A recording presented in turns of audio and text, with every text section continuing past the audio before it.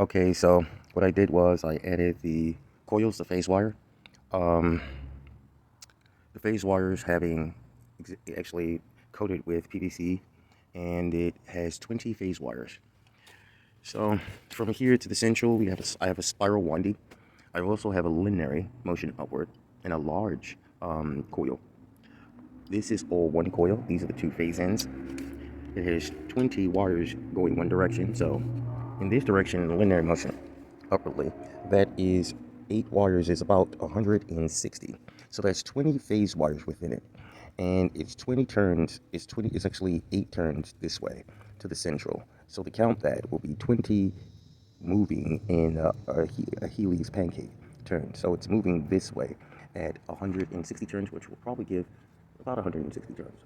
So being that it's one phase wire at a time, if it was one phase wire, it would probably be just 8 turns. But the reason why I put 160 turns is because of the bulk wire that's localized in here. So the bulk turns, where they're all synchronous, which broadens the magnetic field, being local to another coil, phase wire, audio wire. And the audio wire is gauge 20, I believe it's 25. And I have 880 turns. As of 880 turns with one phase wire that is multiplied by 20, because there's 20 phase wires in the stack. So in here, I have 260 turns to the left, and I have 260 turns to the right.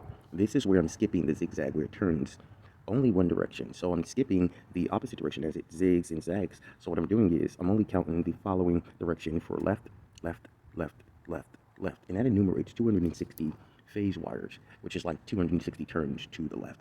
And this enumerates like 260 phase wires, the 260 phases to the right. So this is actually the right side. This is the actual left side. So the phase wires to the left is 250 phase wire strengths of AWG 25.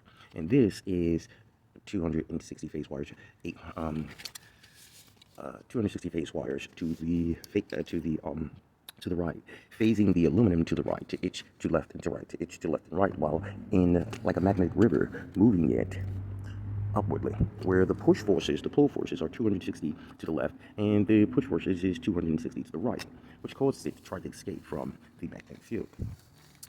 The electrodynamics. So, in enumerating the 860 turns, which completes the entire coil as it turns. But the phase point of upward is also, the phase point of upward is 880 turns. So, 880 turns are actually being phasing it to a repulsive force away.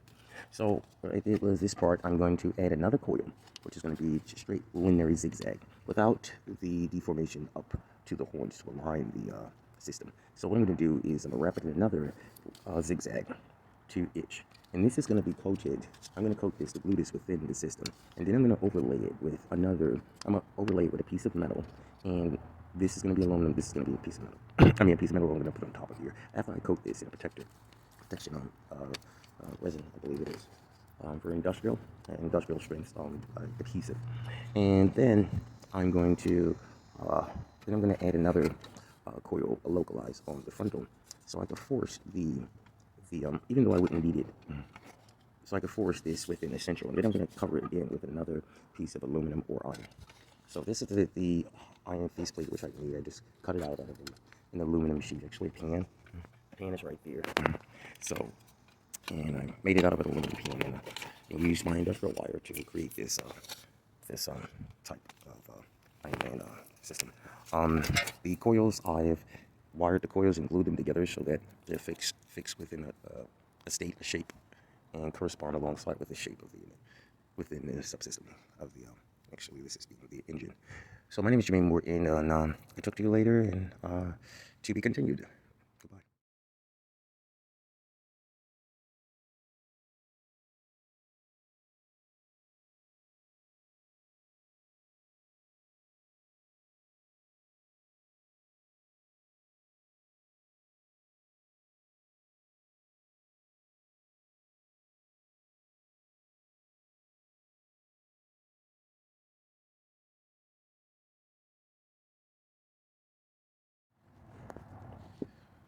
Making the turns alongside here and the inside of the cockpit for linear motion, while the outside of the cockpit is a coil. Move forward to push forward or back. This one is to lift up into the air. This is going to be centering the aluminum that's going to be central within the cockpit system.